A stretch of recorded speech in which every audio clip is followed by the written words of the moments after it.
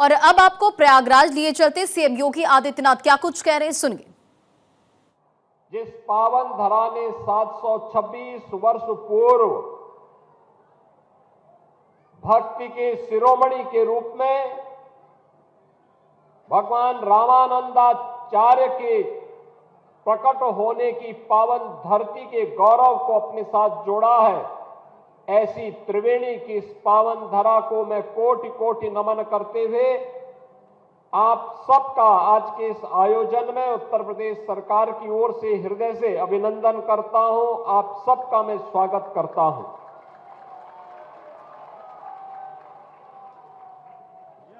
हमारा यह प्रयागराज की पावन धरा भगवान बेणी माधव की अपार कृपा, मां गंगा के सानिध्य में, भगवान अक्षय वट के सानिध्य में त्रिवेणी का वह रूप जिसे हम मां गंगा, मां यमुना और मां सरस्वती के रूप में स्मरण करते हैं, देश और दुनिया यहां पे आकर के संगम में डुबकी लगा करके अपने जीवन के आदि दैविक, आदि भौतिक और आध्यात्मिक तीनों तापों से मुक्त होने के संकल्प के साथ आगे बढ़ता है। आज भी प्रयागराज में हम सबको भौतिक रूप से वह सब कुछ दिखाई देता है। मां गंगा भी है, मां यमुना भी है और मां सरस्वती भी है। एक सामान्य नागरिक के लिए, एक सामान्य श्रद्धालु के लिए, एक सामान्य मानव के लिए यह धरती आज के दिन पर उसका प्रत्यक्ष गवाह है। यहां धर्म भी है, यहां न्याय भी है और यहां पे ज्ञान भी है, और तीनों को लेकर के देश भर के अलग अलग जिज्ञासु अपने तरीके से इस पावन धरा पर उपस्थित होते हैं। बहनों और भाइयों, जगत गुरु रामानंदाचार्य जी ने, याद करिए, कोई अचानक महान नहीं बन जाता है। महानता के लिए उस प्रकार के दिव्य गुणों को अपने अंदर आत्मसात करने की सामर्थ्य भी होनी चाहिए, उस प्रकार का दृढ़ संकल्प भी होना चाहिए, उस प्रकार की दिव्य दृष्टि भी होनी चाहिए। एक सामान्य मनुष्य की दृष्टि सीमित होती है, अपने लिए सोचता है, परिवार के लिए सोचता है, उसकी दुनिया परिवार तक सीमित रहती है। लेकिन एक महामानव का, ईश्वरीय गुणों से भरपूर किसी महामानव का जो दृष्टि होती है वह दिव्य होती है, कल्याण की होती है, धर्म के प्रति लोगों के मन में जागरूकता की होती है। उनका भाव स्वयं के लिए नहीं, स्वार्थ के लिए नहीं, परमार्थ के लिए होता है। और यही कार्य इस धराधाम पर प्रकट होकर के पूज्यपाद श्रीमद जगत गुरु रामानंदाचार्य भगवान ने किया था। 726 वर्ष पूर्व जिस धरा पर जन्म हुए थे, वह कालखंड ऐसा था, याद करिए, वह कालखंड ऐसा था जब विदेशी हमले हो रहे थे, आक्रमणकारी सनातन धर्म को रौंदना चाहते थे। उनके लिए विदेशी आक्रांताओं ने साजिश रची थी समाज को तोड़ने के लिए, जाति के नाम पर बांटने के लिए, तमाम वादों के आधार पर सामाजिक ताने बाने को छिन्न भिन्न करने की साजिशें हो रही थी। और याद करिए, उस समय सबसे पहले मत और संप्रदायों को एकजुट करने का आह्वान उस समय उन्होंने कहा था कि सर्वे प्रपत्तेरधिकारिणो मता, यानी सभी जन ईश्वर के चरणों में शरणागति के सदैव अधिकारी हैं। यह किसी ने उद्घोष किया था तो भगवान रामानंदाचार्य जी ने किया था। उन्होंने कहा ये मत और संप्रदाय के आधार पर मत बंटो। उन्होंने कहा ईश्वर की शरणागति लेने का अधिकार तो हर मनुष्य को है। और याद करिए भगवान रामानंदाचार्य जी हैं जिन्होंने एक नहीं 12 शिष्य बनाए, अलग अलग जाति के बनाए। श्री अनंताचार्य जी महाराज, श्री कबीरदास जी महाराज, सदगुरु रविदास जी महाराज, सदगुरु पीपाजी महाराज, सुरसुरानंद जी महाराज, स्वामी सुखानंद जी महाराज, स्वामी नरहरियानंद जी महाराज, स्वामी योगानंद जी महाराज, स्वामी भावानंद जी महाराज, श्री धन्ना जी, श्री सेन जी, श्री गलवानंद जी, ये सभी 12 शिष्य भगवान रामानंदाचार्य जी ने उस समय के समाज को जोड़ने के लिए बनाया। और मैं सचमुच आज भी देखता हूं, मैं आज भी देखता हूं हमारे रामानंद परंपरा से निकली हुई अलग अलग धाराएं समाज को जोड़ने का अद्भुत कार्य करती है, अद्भुत कार्य करती है। अभी जगतगुरु रामानंदाचार्य जी कह रहे थे, मैं देखता हूं ऐसे गांव गांव में जाता हूं, जब मैं रविदासी संप्रदाय से जुड़े हुए संतों की साधना को देखता हूं, इस मंच पर आज ये सभी 12 परंपरा के संत जन यहां पर उपस्थित हैं। इस पंडाल में भी हजारों की संख्या में संतों की उपस्थिति, रामानंद परंपरा की अलग अलग धाराओं से, कबीरपंथी भी है, रविदासी परंपरा से भी है, श्री पीपा जी की परंपरा से भी है, अलग अलग परंपरा से जुड़े हुए सभी पूज्य संतों की उपस्थिति इस सनातन धर्म की उस एकता का उद्घोष कर रहा है जो आज की आवश्यकता है। मैं गांव में देखता हूं रविदासी परंपरा से जुड़ा हुआ हमारा संत कितने सात्विक भाव से कुटिया बना करके केवल और केवल कंठी धारण करने के साथ ही प्रभु की उपासना के लिए अपने आप को समर्पित करता है। कबीरदासी परंपरा से जुड़े हुए संत जहां भी कुटिया रमाया उसने वहां पर जगत गुरु रामानंदाचार्य की परंपरा को उसी मजबूती के साथ आगे बढ़ाया। और यह अद्भुत संजोग है कि दोनों उपासना विधियां, सगुण भी और निर्गुण भी, ये दोनों प्रकार के शिष्य ये भी जगत गुरु रामानंदाचार्य जी ने ही दिए। दोनों प्रकार के शिष्य आप देख सकते हैं।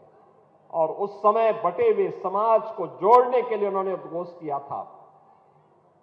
जो उद्घोष उनका था, जिसके बारे में पूज्य संतों ने कहा, उस समय उन्होंने भी कहा था कि जाति पाति पूछे नहीं कोई, हरि को भजे सो हरि का होई। ये वही समाज को जोड़ने का मंत्र है। बहनों और भाइयों, आज से 726 वर्ष पहले जिस दिव्य महापुरुष का प्रकट इसी प्रयागराज की धरती पे हुआ था, यही प्रयागराज आज फिर इसकी उद्घोष कर रहा है कि जाति के नाम पर, मत और संप्रदाय के आधार पर विभाजन हमारे लिए उसी प्रकार से सर्वनाश का कारण बन जाएगा जैसे बांग्लादेश के अंदर हम देख रहे हैं। बांग्लादेश के अंदर आप देख रहे होंगे, ये जो बांग्लादेश के अंदर हो रहा है, कोई बोल नहीं रहा है।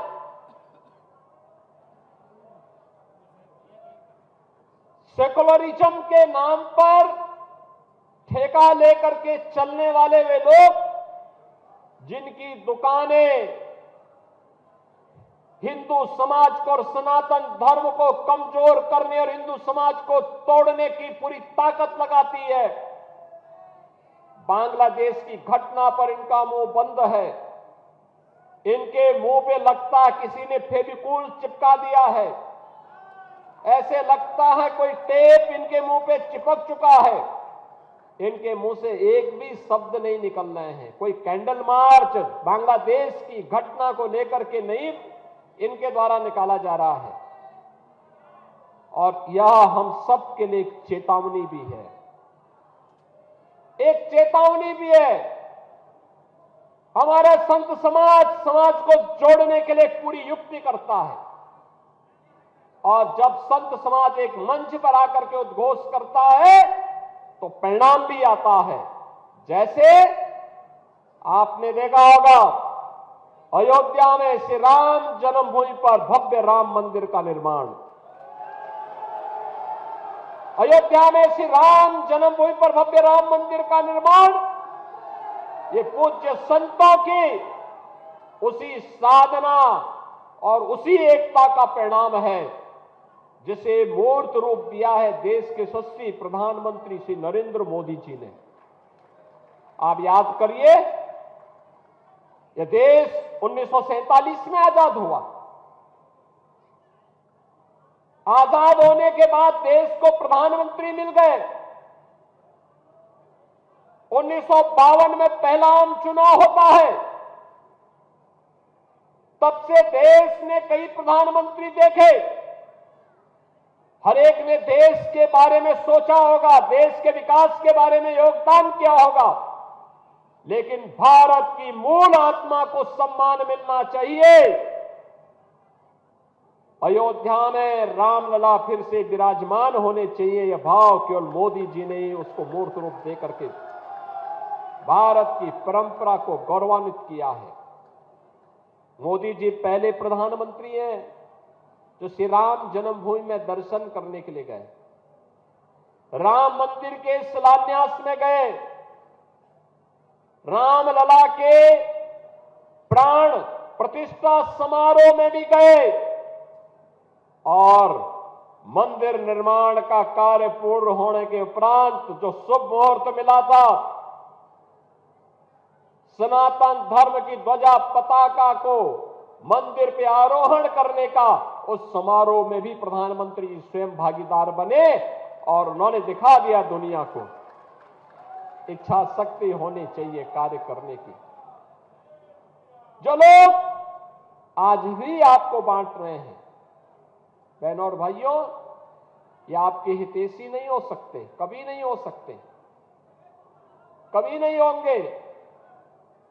ये वही लोग हैं जिनको सत्ता में रहने का अवसर प्राप्त हुआ था। जब सत्ता में थे तो स्वयं अपने परिवार के बारे में सोचते थे, उससे बाहर उनकी दृष्टि नहीं थी। आज तमाम प्रकार के नारे देंगे, स्लोगन देंगे, लेकिन ये वास्तविकता नहीं है। इनको जब भी मौका मिलेगा ये वही करेंगे जो उन्होंने पहले किया था। पहचान का संकट खड़ा करेंगे, अराजकता पैदा करेंगे, सनातन धर्म पर प्रहार करेंगे, दंगों की आड़ में फिर से हर एक व्यक्ति को झुलसाने का कार्य करेंगे। हमें इसे किसी भी स्थिति में इसकी पुनरावृत्ति नहीं होने देनी चाहिए, किसी भी स्थिति में नहीं होने देनी चाहिए। और वह तब जब पूज्य संतों का सानिध्य है। हमारे जगत गुरु रामानंदाचार्य जी कह रहे थे ना अभी यहां पे, कह रहे थे सतवा बाबा ने सबको जोड़ दिया, सतवा बाबा ने अद्भुत काम कर दिया। भगवान रामानंदाचार्य की पावन जयंती और प्रयागराज में अद्भुत संजोग है। इस वर्ष पौष पूर्णिमा 3 जनवरी को ही पड़ गई थी, तो स्वाभाविक रूप से हमें इस आयोजन के साथ समय पे जुड़ने का अवसर प्राप्त हो गया। सभी को इस आयोजन के साथ जुड़ने का अवसर प्राप्त हो गया। सभी लोग यहां आ गए और हमने सतुआ बाबा से भी कह रखा है, जगत गुरु रामानंदाचार्य जी से भी कह रखा है, सबको हमने कहा भी दारागंज में बातचीत करिए और उस परिवार जहां पे जिस परिवार में या जिस स्थल पर जगत गुरु रामानंदाचार्य जी का प्रकट हुआ था, जहां वो प्रकट वहां पे उस भूमि पर उनका स्मारक और उनका मंदिर बने, सरकार उसमें सहयोग करेगी। क्या पावन जल है, आप अनुमान करिए आज से 10 साल पहले 8 साल पहले क्या ऐसा मिल पाता था क्या? देखो, जब राम भक्त और कोई गंगा भक्त देश की सत्ता में रहता है, ऐसा दिव्य अवसर तब प्राप्त होता है।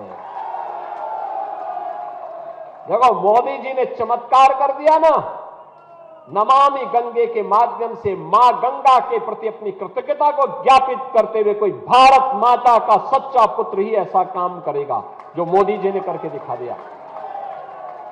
कितनी दिव्य अनुभूति हो रही है। जो भी जा रहा है मोदी जी को आशीर्वाद दे रहा है, जो भी स्नान कर रहा है उनके प्रति आभार व्यक्त कर रहा है।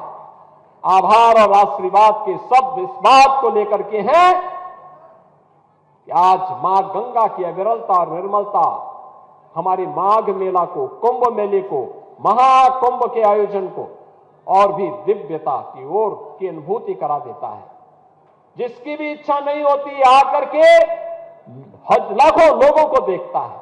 मैं पौष पूर्णिमा को देख रहा था, प्रशासन का अनुमान था कि 10 से 15 लाख लोग आएंगे, मैं कहता था 20 से 25 लाख लोग आएंगे और आए 31 लाख श्रद्धालु। 31 लाख और पिछले 5-6 दिनों में 1 करोड़ श्रद्धालु स्नान कर चुके हैं। ये है सनातन आस्था। इस सनातन आस्था को मजबूती प्रदान करने के लिए डबल इंजन की सरकार सदैव आपके साथ में है, आपके साथ खड़ी है।